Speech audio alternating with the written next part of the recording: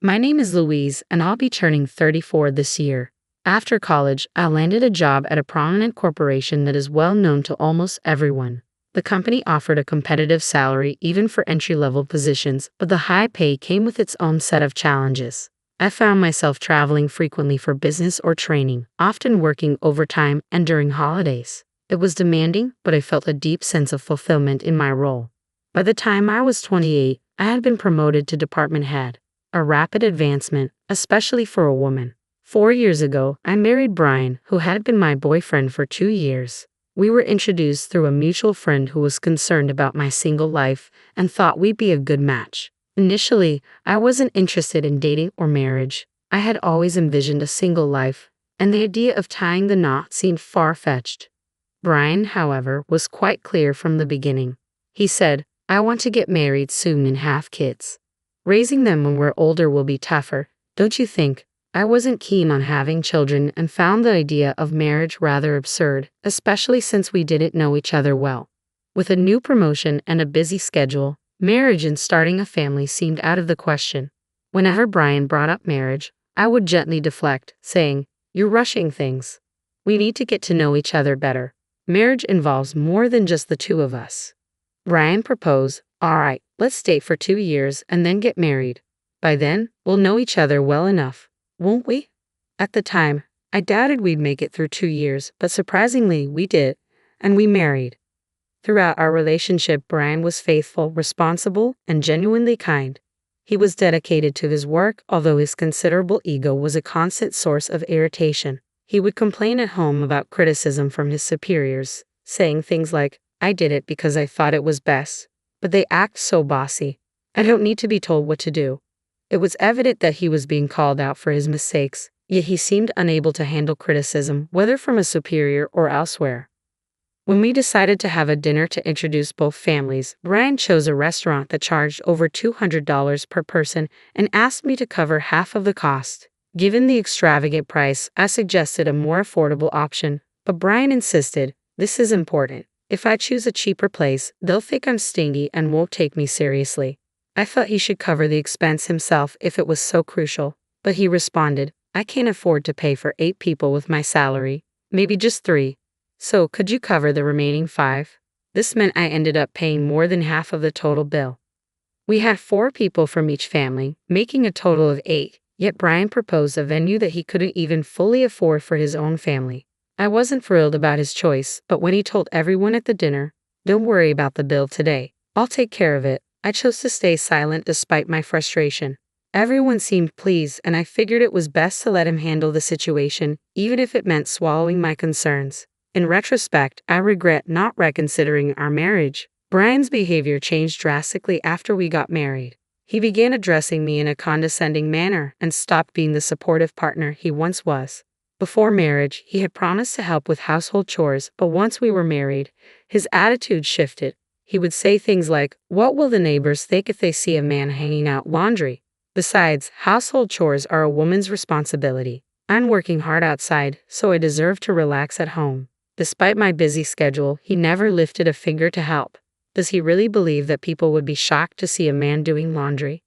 I was growing increasingly frustrated with Brian's domineering attitude, but I managed to tolerate it because I didn't mind doing the housework. What truly upset me, however, was Brian's financial support for his parents.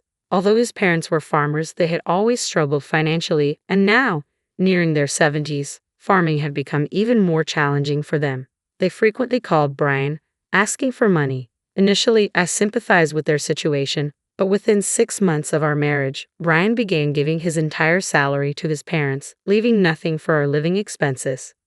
I confronted him, saying, "This is too much. It's unreasonable for me to cover all the living expenses with my salary alone." Brian responded, "How can you say that when my family is in trouble? They're your family too. Besides, you earn more than I do, so you should be able to manage." He refused to listen to my concerns. On the phone with his parents, Brian would reassure them, "Don't worry, I'm taking care of everything with my salary. I won't let her complain about it."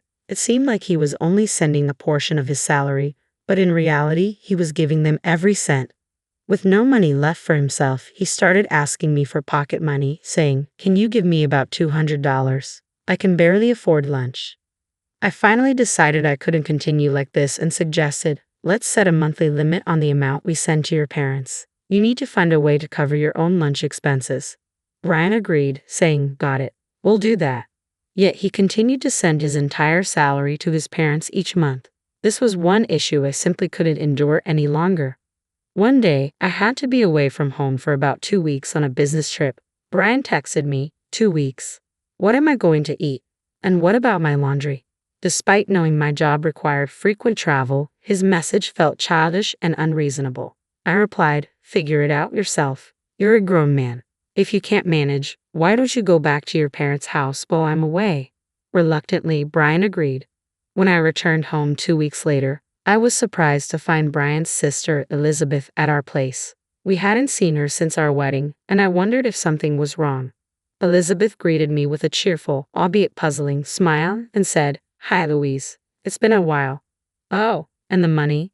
Confused, I asked, money? What are you talking about? Without hesitation, Elizabeth responded, oh, Brian mentioned that since you have savings, you'd be providing the startup capital for my business. He said not to worry because you have at least $1 million. I was completely baffled.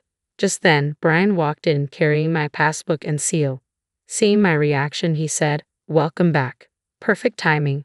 I'm giving your savings to Elizabeth. You know Elizabeth, right? She's a nail artist who's always dreamed of opening her own shop. She's been saving up, but she's still about $1 million short. I remember your savings from before we got married are exactly $1 million, so I told her she could have it. He handed the passbook and seal to Elizabeth with a smile, saying, you're lucky.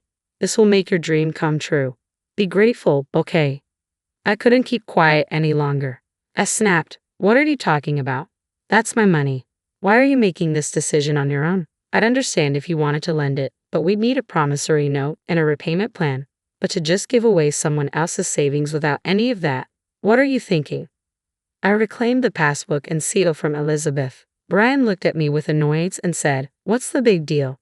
We're family, aren't we? It's absurd to write a promissory note for family members. Besides, we're not lending it, we're giving it. You don't even have any hobbies because you're always working. It's a waste to just keep the money. Elizabeth has a dream. Isn't it better to use it to help her achieve that? His glare made it clear he wasn't open to discussion. Realizing this conversation was going nowhere, I thought it was pointless to argue further. But then Brian said, this money is too good for you. You just waste it. You can work and save up again. Understand? If you still want to argue, we'll get a divorce. Seeing an opportunity, an idea sparked in my mind. I quickly replied, all right, let's get a divorce. I'll draft the papers and send them to you. I'll collect my belongings soon. Until the divorce is finalized, I'll stay in a hotel. Goodbye for now. With that, I grabbed my luggage from my business trip and left the house in a hurry. Brian was stunned by my sudden decision. After a while, he sent several texts saying things like, you can still come back if you apologize now, and Elizabeth says she'll forgive you if you give her the money. Stop being stubborn and come back. I ignored all his messages. Who does he think he is? The next day, I went to the city hall and mailed the signed divorce papers back home. Despite this, he continued texting me, asking, are you really sure about this? I simply replied, please submit them as soon as possible, and ignored the rest of his texts. The divorce was finalized sooner than I had anticipated. A week later, I coordinated my move to a new house while Brian was at work. When Brian inquired about the property division, he texted, I'm glad to be rid of an ugly woman like you. We're strangers now. Make sure you divide the property properly since we're divorced. I left most of the furniture and appliances behind and deposited half of the small savings I had accumulated during our marriage into his bank account. That night, my phone was flooded with calls from Brian. At first, I ignored them, thinking, here we go again. But soon I began receiving calls from Elizabeth as well. Finally, I answered, and Brian yelled, hey, what's the deal with the property division? This is ridiculous. There's only $800 in this account. I thought to myself, just as I expected. I told Brian, see, I did split the property. We originally had $1,600 in our joint account, so I left you with half, $800. All the furniture and appliances were purchased after our marriage, so I left them behind. That seems like a fair division, doesn't it? To be clear, I ended up with less. Brian was unconvinced. What are you talking about? You're supposed to have $1 million in savings, right? So half of that, $500,000, should be mine. Plus, you have that inheritance from your grandpa. That should be divided too. I was taken aback and couldn't help but laugh. I had anticipated this. Otherwise, I doubt Brian would have agreed to the divorce so easily. I managed to suppress my laughter and explained, "Listen, Brian, property division only involves marital assets. My savings from before we were married and my inheritance don't count as marital assets. I consulted a lawyer and divided our marital assets properly. The money we saved after getting married was all earned by me. You never contributed to our household expenses. Be grateful I'd even divided that." Brian shouted, "You're lying? There's no way that's true. You can't fool me. Hand over what's rightfully mine, or I'll sue you." His voice trembled with desperation, but I remained calm. "Go ahead. Sue me if you want. I hadn't deceived you, and the property division was fair. I'm not afraid of legal action." Hearing this, Brian quickly changed his tune. "Wait, let's forget about the divorce. I was wrong. Come back to me." He completely backpedaled and begged for reconciliation. I replied firmly, "What are you talking about? The divorce is final, and I have no intention of coming back. This isn't a joke." I added, "Since this is the end, let me be clear. If you continue living there, you'll need to cover the rent yourself. It's about $1,800 a month. You probably didn't realize because you've never paid it before." Brian responded weakly, "I can't afford that." I shrugged. If he couldn't pay, it wasn't my concern anymore. After our separation, Brian had to move back to his parents' house because he couldn't manage the rent. Struggling with moving expenses, he ended up selling the furniture and appliances I had left behind. His parents, believing he was doing well financially and hoping he would improve their situation, welcomed him with open arms. However, Brian couldn't contribute as much money as he did when we were together, and he seemed increasingly uncomfortable living with them. Elizabeth, who had been reassured by Brian that money was no concern and had started preparing to launch her own business, found herself in a difficult spot.